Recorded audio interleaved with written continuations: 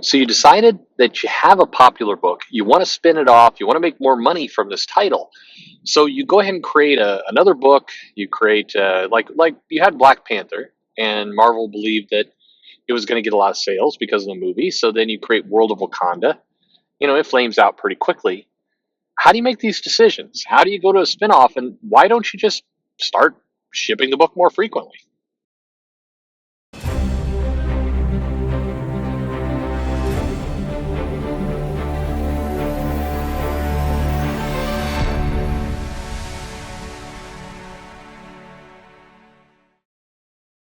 Hey, everybody, this is Perch. This is one of those topics that always irked me when I was younger, and then also kind of in the early years of running a comic shop.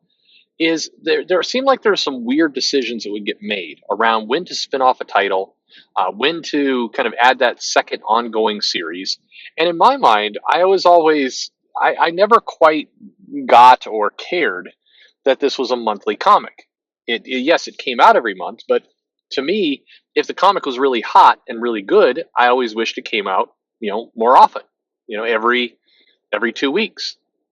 And yet, often what would happen is when a book got popular, it would spin off into another series, and then you'd have two ongoing monthly books.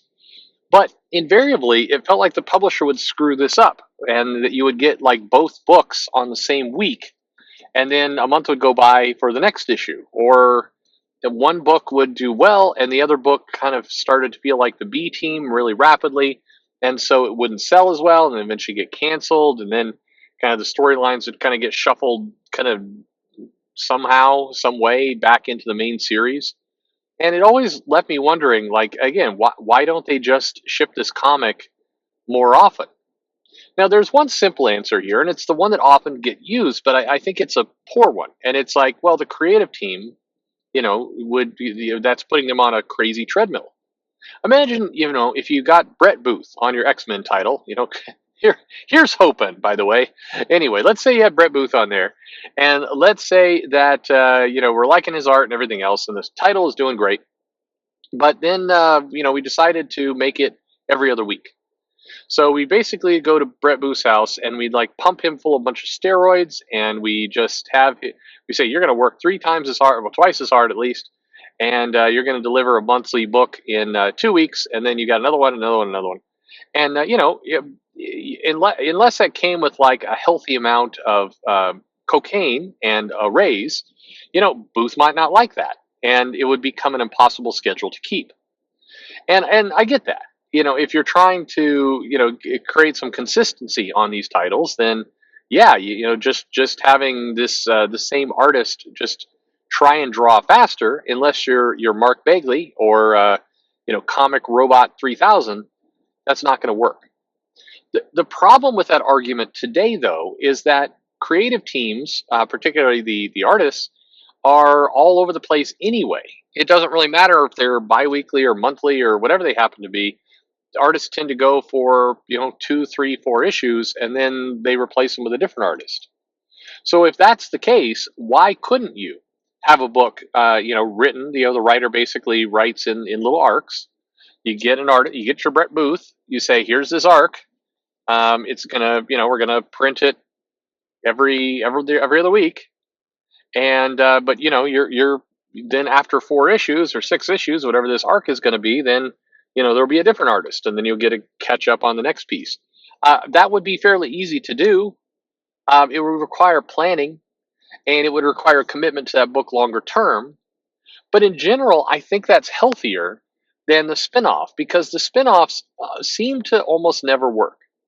In recent years, I mean, probably the best example. There's probably better examples. Maybe they'll come to me while I'm saying this, but West Coast Avengers is probably, an example of a book that spun off somewhat successfully. But even there, despite the fact they had John Byrne kind of coming into the middle of it, that book ultimately was canceled. It was always seen as the second book of the Avengers, not a sister book, not it's not. I think that the publisher always kind of hopes that hey, we have this strong selling book, and we'll make this spinoff, and then we'll have two strong selling books. But instead, what typically happens is you have a strong selling book, you spin it off, and you have one strong selling book and one kind of mediocre book. And if the mediocre book is too mediocre, then it actually starts to erode the strong book as well, and then you have kind of two weaker books. One potentially very weak, one just kind of moderate. And if you kept them all in the same title, you would probably have a much stronger selling title because you wouldn't have that dilution. Yes, the title would be shipping more frequently, but you wouldn't have that divergence of storytelling. And I think this is one of those things where if everybody was shipping comics digitally, then it may not matter as much. Or if you were on some kind of comic binge service, then it wouldn't matter. But in if you're doing the newsstand or if you're doing the direct market and you're doing floppies, then getting a reader to say, I read the Avengers, and now I'm going to read this second Avengers title, it's not easy to do. That second title is a lift. The publishers always assume that the readers are just naturally going to want to go grab the title that's similar to the popular title they're already getting, and it doesn't work that way.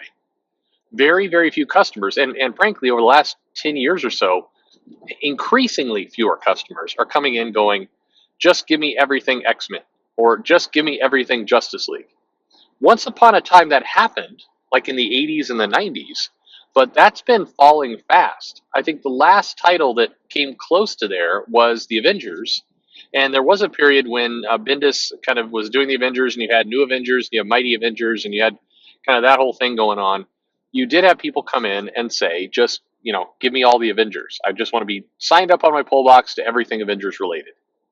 But that's largely gone away. There are people who have gone in and said, give me everything Dawn of X. It happened with me last year, and it happens to other retailers. But the one kind of common comment that I've gotten from retailers is that people, they've been surprised how few people come in and say, just put everything X-Men on my pull box list.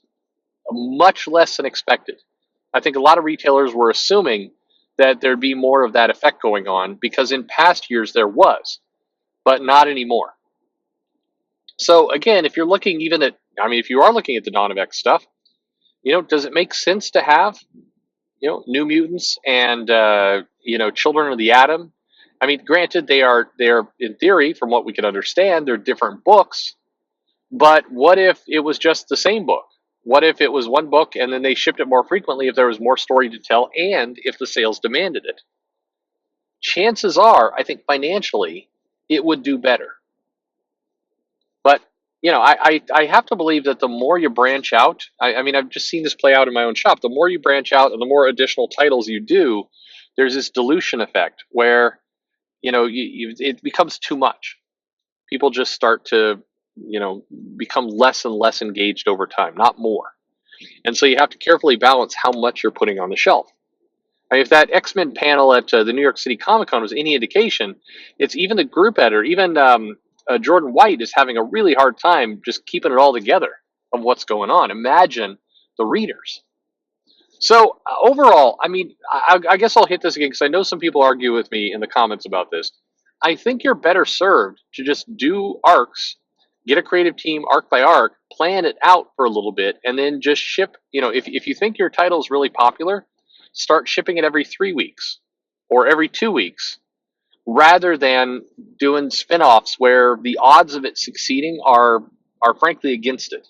Far more failures than successes. And I'm trying desperately to think of a success, and I'm not getting it. We have Justice League. We had Justice League Dark and Justice League Odyssey. Neither Dark nor Odyssey did as well as the core book. You have, in the X-Men, in the Dawn of X kind of line, X-Men is still the top selling book, and everything else is below that.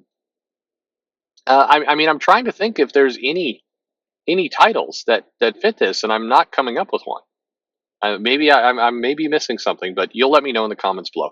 Anyway, what do you think of all this? Hey, let me know your thoughts, your opinions. Subscribe. You might want to check if you are still subscribed. YouTube just decides to clear you guys every now and then for no apparent reason. Does me too. I recently went back and resubscribed to a ton of channels that I magically discovered I was not subscribed to anymore. Why did this happen? Who knows? But there you go. It's the internet. Anyway, like always, thanks for listening. I was going to say thanks for commenting, but so a lot of you won't. So I'm just going to say thanks for listening. Thanks for listening.